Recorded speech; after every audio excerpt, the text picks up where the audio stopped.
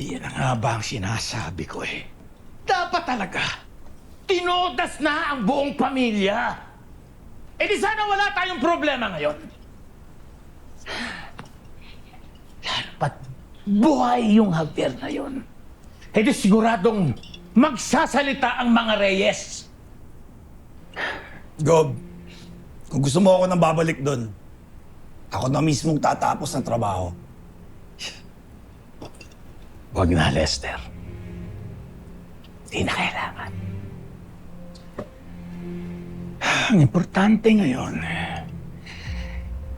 mapigilan natin kumanta ang Javier na yan. Pati ang mga Reyes. Gob, dumating na mga bagong shipment natin.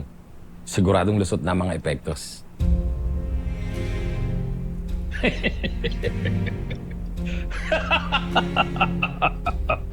Good! Good!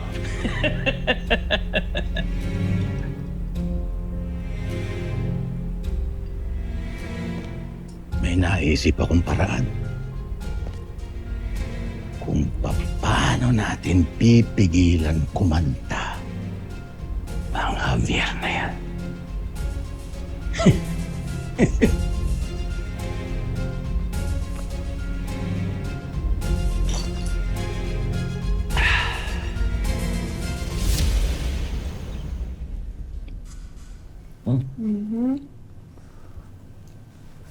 Tama na.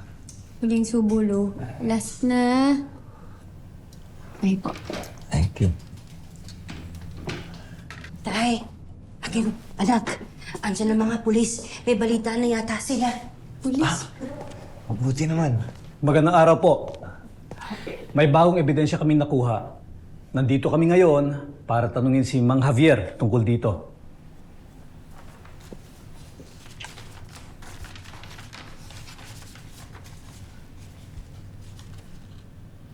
Ano to? Ano ibig sabihin nito? May nakita pong pinaghihinalaang droga sa bahay nyo. Sa kwarto nyo ho.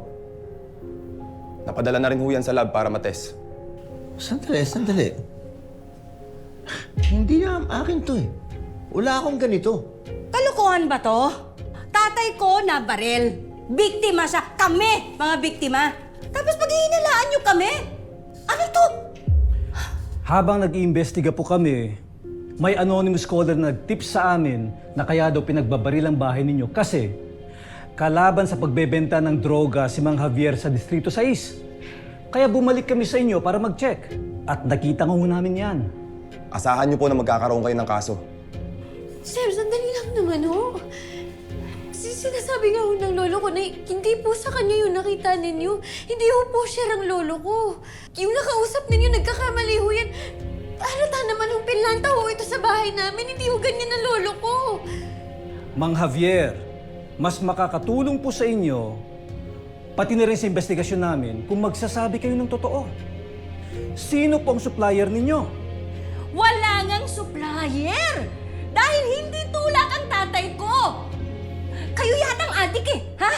Mga sabog ba kayo? Nakikinig kayo sa mga sabi-sabi ng mga tao? Ha? Ma'am Police, wala akong kinalaman dyan. Ni minsan, hindi man lang ako nakahawak o nakasubok. At lalo nang tumulak pa ng droga. May ebidensya na po. At may nakapagturo pa sa inyo. Bakit ba ayaw ninyong maniwala? Sabi na nga ng lolo ko, hindi nga sa kanya yan, pero tigilan niyo pagbibintang niyo sa kanya!